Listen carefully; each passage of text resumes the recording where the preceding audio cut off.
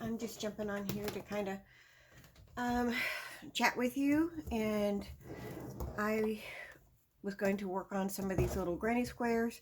I frogged a blanket I got at Goodwill. This is all cotton. I think originally it was probably a rug. It was done in a round, and I was going to make a bandana and a headband with some granny squares, which got me to thinking. Get all the colors out here out of my basket. I was trying to collect them all in one thing. Let's come down and look at them a little bit more. Okay, so there's just a lot of yellow and of course the cream, and this doesn't really, it matches but not quite the same. It's a little bit more white, but I don't know, I didn't add it to that. And then we have several browns. So we're going to just chat while I decide how I'm going to put this together. And then, I'm not sure. Let's see. I need to follow up and see how everybody wrapping around a ruler for gauging your yarn. I need to, learn to do that to make sure. So what I thought I'd do, I thought I'd pick a color of the smaller ones for the inside of the triangle, granny square. And I have a lot of this yellow, but I know I want to do the outside in the cream because it's more neutral, and I want that to be the biggest color.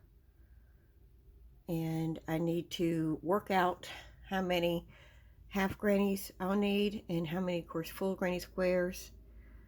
I've never done a bandana on doing this, but I want to do a headband, which I'm a headband person, but I've been enjoying the bandanas. They've been kind of small projects in between. I've got a big one. The smaller ones help me stress out that it's taking so long. It's not that it's taking long, it's just bigger projects take longer, and I just feel like it's a good way to break that up and see something accomplished. I like the brown in this, so I thought about doing one of these colors, black and then cream. And then should I just do it to 3 colors and do black in the middle, the yellow, and the cream? Or is that too much of one color? Would that limit the use of it? So I don't know, we might have to think that over. Now if I use these, it's a lot of browns and neutrals, so I can use I don't know how many I'd get out of this one.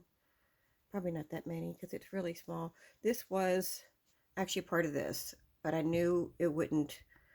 I wanted just to use this colored part of it, and I think this was the extended of that. But I could do a neutral one. I guess I can do a headband. No, I would maybe do the bandana in this because I have a little bit more. And then maybe my first thought process, I know that may not be very interesting, but then I can do these for the headband. And if I have enough of that. Of course, I wouldn't do a lot, but what do you think about maybe these colors? And I could do first middle row, second row, outside row. Would that make a summer bandana pretty, you think? Okay, so that's what we're going to do. Hopefully I have enough of this. I think I will. And I have some more cream. If this didn't work for both projects, so this one, what would we say? Bandana? Neutral bandana. And this one,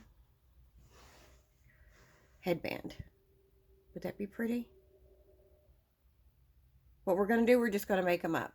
And I'm going to make up one square, and then we'll see how many I'll need to make this. And what I'm going to do at the bottom of this one, or the headband, I'm going to crochet around an elastic band with the neutral color here, and that way it'll come on with some elastic and maybe make it a little bit more adjustable, and see how that works. I've never done it, but we're going to try that. So thank you for listening to me ramble about that. So we're going to, as I said, I have more cream, and I'm not going to start this right away. If you see the video, you can tell me whether or not you think that's good. Neutrals for the bandana, the bright ones or the colored ones for a headband, or should I reverse it? Or should I make them both headbands? Okay, that's an idea too. So what I wanted to show are our squares we're going to be making. So if you're interested, we can do that. I showed you this the one time, and it's funny because when I pulled it out, I made a pentagon instead of a hexagon. So here's my hexagon, and I had to go around it a couple of times because what I was doing, I was forgetting to make these. I was just jumping to the corner, so it was like that didn't work. So we're going to do the first off, we're going to do a basic, and because it's a 50-50 vote, you can see what it's supposed to look like in here. So it's, I think I did at least made it look similar to those. So that's what we're going to start. So we're going to need, just a heads up, we'll need 1, 2, 3, 4, 5. I'm doing 5 rows. If you want to make them different colors, you know, grab some scrap yarn and we can do that together. And it won't be, it's a stitch along instead of a crochet along, because we're not going to make a full project. When we do more, I'm hoping that they will go together, and then I can, you know, add just enough of the other ones to make it something, maybe a lap blanket. But we're going to try to use it for something else too. So that's going to be our hexagon. Like I said, it was a 50-50 choice. I'm losing yarn. And so we're going to just do alternate every other one. And I'd ask you guys how you wanted to do this. I'm probably going to make, I never really got a reply. You may not have heard the question. But what we're going to do is make 2 different videos. I'm going to make one for the granny out of this book, the Granny Square book by Margaret Hubert, and we're going to use this as our pattern. So we're going to do several things. Ooh, what did I get on my book? I spilled coffee this morning. Oh, I didn't mean to get it. I got it on my book. Okay, so what we're going to learn is this, and go through, follow the pattern and help read what we need to do. And this right here is just a quick talk about the center. Are you a crochet center person, crocheted ring, or are you the magic ring? And I'm going to use this one as an example, and we'll just use our little stray ball here. That's not really enough. Now, I like the magic ring when I am doing a granny square. So for those who want to try that, I just give myself a tail here. I wrap around these 2 fingers, and then I crisscross on the top. This gets a little awkward. My fingers don't want to always cooperate with that. So let's go back. I've got it. Tail, ring finger, index finger. I mean, middle finger. Don't even know what fingers are called. These 2 fingers. Pointy finger and middle finger. Okay. So I sound like a little child. But we're going to, here's our crisscross. And then we're going to go under this one. We're going to grab that top yarn.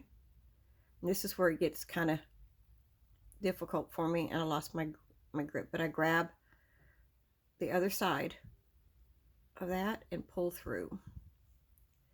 And then I have my stitch, or my my loop. And I'm hoping that was all in screen.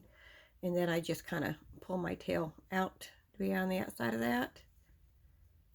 And then I chain whatever the pattern calls for. I don't count that first one as anything. So let's go down one. We'll do a double crochet. So, and then I just kind of start my count of what we need in the middle. I think in this one it is the single crochets, but let's just do a couple because I'm not making a project with it.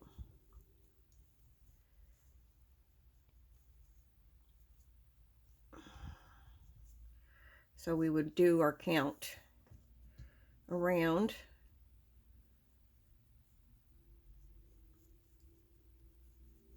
Oh my goodness, I can't crochet today. I have a little bit a challenge with cotton. I don't know if I do it too tight, need to be doing it loose. I'm doing a bandana with some, and I think it's too loose. So I'm trying to make this one work. We're not going to do a lot of them. Let me see if I can, how many I have. 1, 2, 3, 4, 5. Just do one more. What I like about this is that you can just pull as tight as you need it.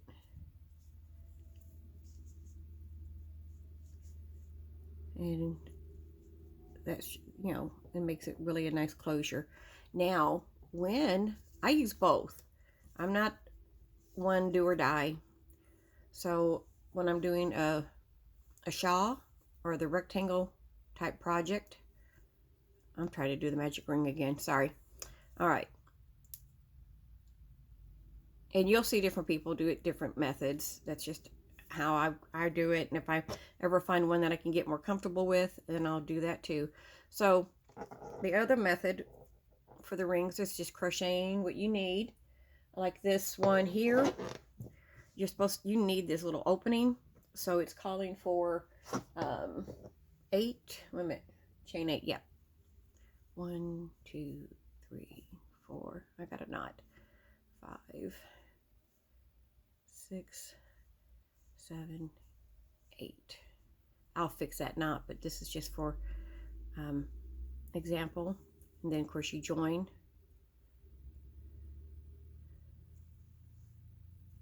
Slip stitch to join those stitches, and then you work chain 1, then you're going to join, add those, and like this, the pattern calls for single crochets, so we're just, you know, I would just go around with that stitch until I've met the amount, and for that pattern it's 16. So that's how I would, you know, do that. So those are 2 ways. If you've gotten this far and watching, comment below. Tell me which way you like it. Do you use both? Do you just use one? I like both of them. And depending on the project and what looks better, I have had squares that I've had to make that it was better to, like the granny. This was a granny one, but I think it's I like the other, but when I have to have the stitch maybe be bigger anyways, the middle, I think this works well. We will probably just do the chain one for it, and it'll drive me crazy with my knot. So that was just basically it. I tell you what, I think sometimes I talk better when I am not practiced. That video I did with the honeycomb stitch, I tried to write it out to make sure I knew what I needed to say and trying to follow some type of a script, and I think I had a harder time. And I answered Ashley. She commented, which was sweet. Thank you, Ashley. But I keep looking at that. I felt like I did something wrong, but I followed the directions completely. So, oh, that's got like glue on it. Well, as I said, I frogged this from something else, so there's just a little, there's some imperfections in this yarn. I have several projects I need to frog, so I contend with that. This is really not going to be used anyways, so I'm not going to fret about that too much. I did wash it. If you get a blanket from Goodwill, I do wash it before I frog it to make sure it's clean. I did get rid of a whole lot of section. I don't know, it looked dingy. I wasn't happy with it, so I did not use that. So, and also let me know, do you like the black background better, or do you, or is this okay? Oh, whoop. Ah, I'm hitting you, sorry. I've set that in something now. Okay, that's embarrassing. So, I mean, it's a black table when I'm doing something that's messy, or I was making octagon or hexagon fabric rounds to do a blanket, and I use that to help cut the material. But this is going to be our first one, mainly because it's the first one in the book. I just thought we'd just do it methodically. So this one is just done in one color. Again, this is some yarn that doesn't have a wrapper. It's really soft. I'm thinking, I'm not sure who it is, but it's a 4-weight. I do know that. And this is going to be new for me. All these are new for me. I've never done these. I've done mainly the basic granny squares. And if you're interested, we can just go over doing the halves, which would be, helpful. And this does have, I mean, it does start out, well, this isn't the first one, but I guess I didn't start with the first. Maybe this is the first one.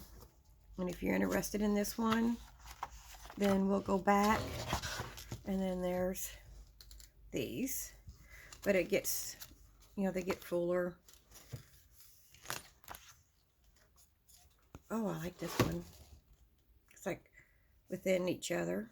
It is. You just do these and you're going to connect them. That'd be pretty. Oh, I like that one. I think we kind of flipped through this book already, so I won't do that. I've seen some really nice ones with these. The Spyro.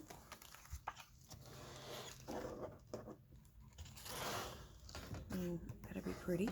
But anyway, that's just basically all I wanted to talk about. I just kind of wanted to let you know what was going to happen with these, because I said I didn't get like an overwhelming win for either one.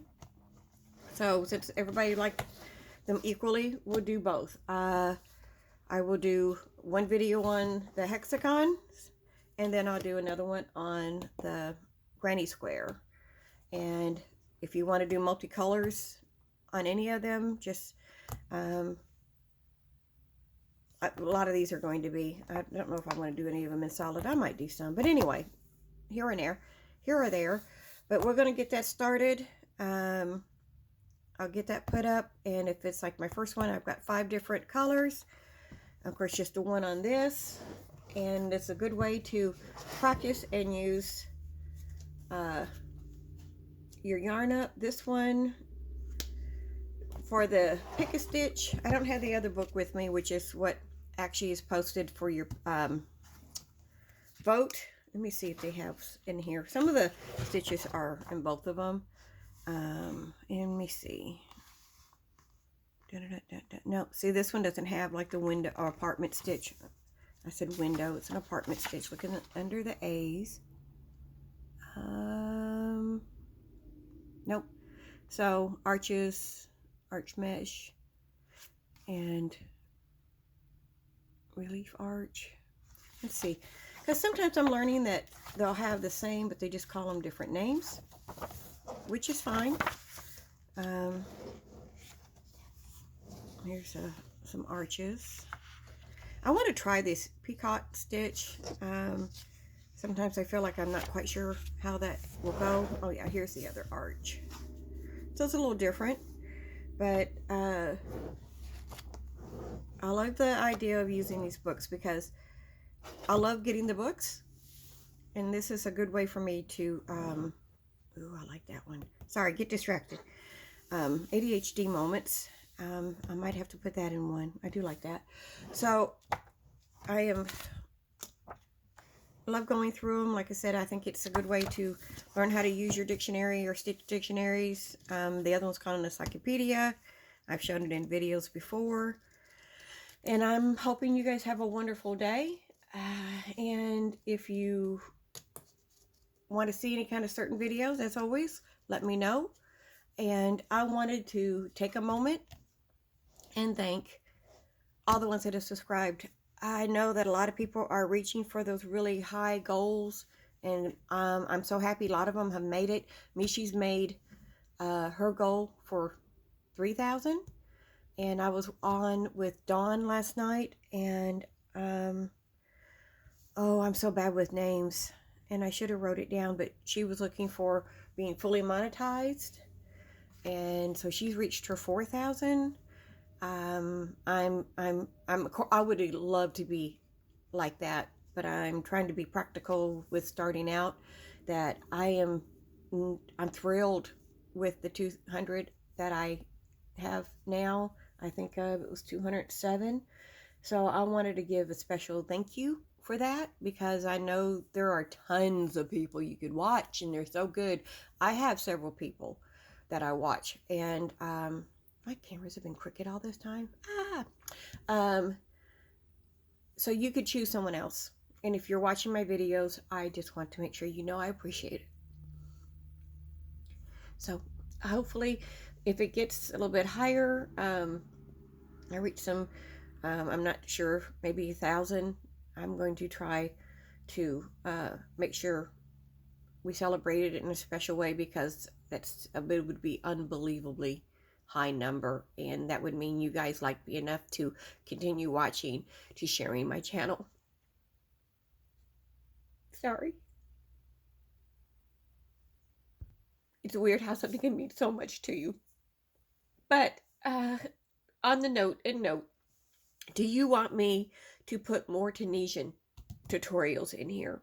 Because I'm going to expand my knowledge of and practice of the Tunisian stitches. So would you like me to share that with you too? Would you like to pick some of those? And I'd be happy to do that. And I hope you guys have a wonderful day. And I will be talking to you. If I'm a good planner, we're going to do the hexagon stitch tomorrow. So if you want to join me for that, I would appreciate it. Please like, comment, let me know what you enjoy. But you know what? Long as you're kind about it. My favorite phrase is keep it cute or put it on mute, but I will take any kind of help. And what you don't like about it, let me know, because if I can fix it, guys, I'm going to do that. I'm going to try to help make these videos where you like them. I mean, I am doing these for challenging myself to get out of my comfort zone, and I think that's why it's so hard sometimes for me to talk, because this is not natural for me to do. I don't talk to a lot of people in person, let alone thinking I'm talking to people that don't know me and can form an opinion about you, because that's just how, I mean, we find the people we like. I have the ones that I really enjoy watching, and we're all that way. So thank you for joining me. And I hope you have a wonderful day. I don't know about you guys, but it got cold again and went from 70 to being cold. So stay healthy, stay warm, and hopefully no one gets really bad sick from the crazy weather changes. And I will talk to you guys later. Bye for now.